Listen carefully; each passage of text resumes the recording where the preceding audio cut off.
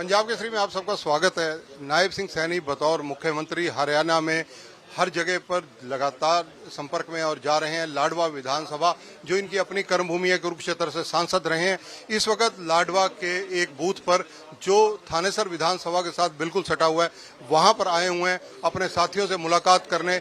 लगातार व्यस्तता का दिन है नायब सिंह सैनी जी का, और सुबह खुद भी मतदान कर नारायणगढ़ से चले हैं। सैनी साहब, आपका स्वागत है पंजाब केसरी में। Thank you. सैनी साहब, क्या दावा है आपका, बीजेपी की कितनी सीटें आने वाली हैं? बीजेपी की सरकार बन रही है, एक तरफा बन रही है। लोग तीसरी बार हरियाणा में कमल के फूल की सरकार चाह रहे हैं और बन रही है। अशोक तंवर को क्या हुआ? एक पलायन कर गए। सफेदों के मंच पर थे बीजेपी के साथ और 2.5-3 घंटे में ही वो कांग्रेस के मंचों पर नजर आए राहुल गांधी के साथ। अशोक तंवर की अपेक्षाएं बहुत ज्यादा है, उसके पैर में चक्कर भी है। वो जब तक सभी पार्टियों के दरवाजे पर न चढ़ ले तब तक मेरे ख्याल से वो शायद रुकेगा नहीं। आपको लगता है कोई फर्क पड़ने वाला नहीं है?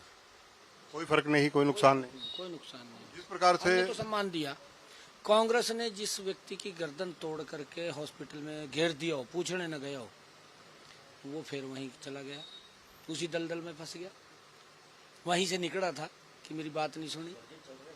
सैनी साहब, अगर जिक्र किया जाए कुमारी शैलजा का, जो उनकी पीड़ा पिछले दिनों से छलक रही है और वो अभी तक मुख्यमंत्री बनने का दावा उनका बना हुआ है, जबकि हुड्डा साहब के समर्थकों को माना जा रहा है कि 72 के करीब लोगों को टिकट उन्होंने दिलवाई है। कर सकती है दावा कर सकती है, नेता है ना वो। पीड़ा जो उनकी व्यक्त हो रही है, नहीं, देखिए, वो दुर्भाग्यपूर्ण है। कांग्रेस ने दलितों का अपमान, उनको कुचलने का काम हमेशा से किया है। कांग्रेस पार्टी के डीएनए के अंदर है कि दलितों अगर ऊपर थोड़ा सा अपनी मेहनत से उभरते हैं तो उनको कुचलते हैं। उनको तो वोट बैंक के रूप में कांग्रेस इस्तेमाल करती है, उनको विकास नहीं करती। विकास भारतीय जनता पार्टी करती है। विकास दलितों के बारे में अगर किसी ने सोचा है, वो मोदी जी ने सोचा है, या पीछे हमारी अटल जी की सरकार थी, उन्होंने सोचा है। भूपेंद्र सिंह हुड्डा और उनके समर्थक लगातार ये दावा कर रहे हैं कि अगली सरकार कांग्रेस की थंपिंग मेजोरिटी से आ रही है और भूपेंद्र सिंह हुड्डा भावी मुख्यमंत्री के रूप में पेश किए जा रहे हैं उनके समर्थकों के द्वारा। सपना देखने में कोई अर्ज नहीं है। मध्य प्रदेश में भी कांग्रेस ने सपना देखा था, और छत्तीसगढ़ में तो ये कह रहे थे, कहा जी हमारी जो सरकार है और किसी की सरकार नहीं है। ये झूठ का परिंदा है, कुछ नहीं इनके पास है। अब नकार दिया, इनके झूठ को नकार दिया।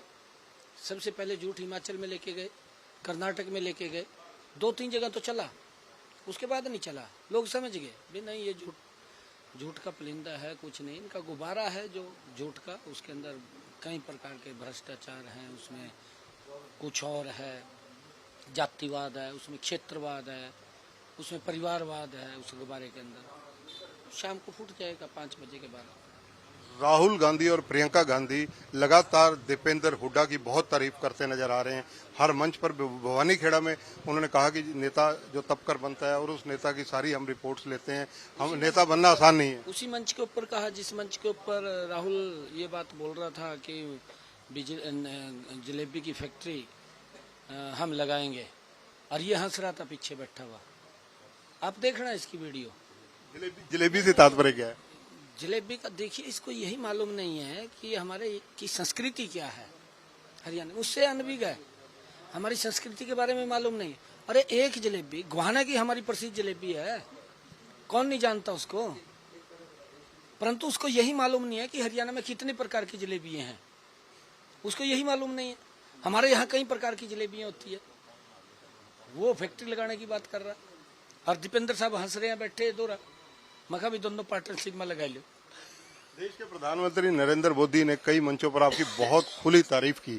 आप खुद मंचों पर मौजूद थे, इसे आशीर्वाद मानते हैं या क्या मानते हैं? मोदी जी हमारा विश्व स्तरीय नेता है, जिसने भारत का मान पूरी दुनिया में बढ़ाया। हमें गर्व है ऐसे प्रधानमंत्री के ऊपर।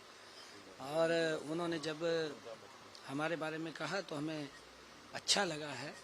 ये प्रशंसा मेरी नहीं है, हरियाणा की प्रशंसा है। हरियाणा के 2 करोड़ 80 लोगों की प्रशंसा वो कर करके गए हैं।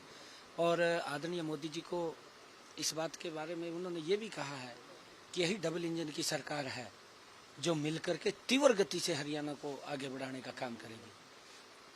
हाथ का पंजा नहीं विकास कर सकता, हाथ का पंजा तो भ्रष्टाचार तो कर सकता है, विकास तो कमल का फूल कर सकता है। गारंटी भी कमल के फूल की है, गारंटी भी मोदी की है, राहुल की गारंटी नहीं है, ना कांग्रेस की कोई गारंटी है, ना विश्वास करता है कोई, ना राहुल की गारंटी पे विश्वास करता है, ना कांग्रेस की गारंटी पे विश्वास करता है।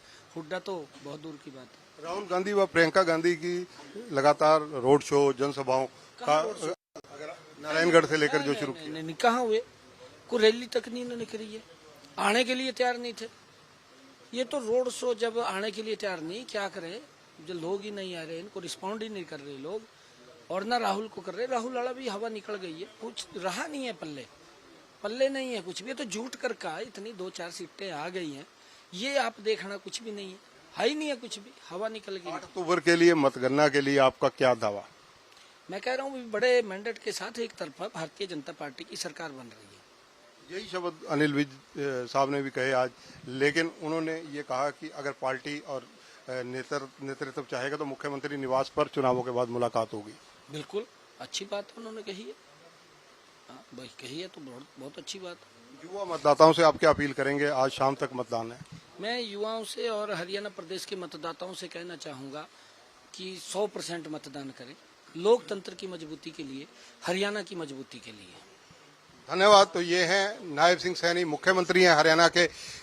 पंजाब केसरी से इन्होंने खुलकर सारे मुद्दों पर चर्चा की। कैमरामैन संजय सिंह के साथ चंद्रशेखर धरनी, पंजाब केसरी टीवी, लाडवा, जिला कुरुक्षेत्र। हमसे जुड़े रहने के लिए हमारे YouTube चैनल को सब्सक्राइब करें और नई वीडियो की नोटिफिकेशन के लिए बेल आइकॉन को दबाएं। अगर आप ये वीडियो Facebook पर देख रहे हैं तो लाइक जरूर करें और ज्यादा से ज्यादा शेयर करें। धन्यवाद।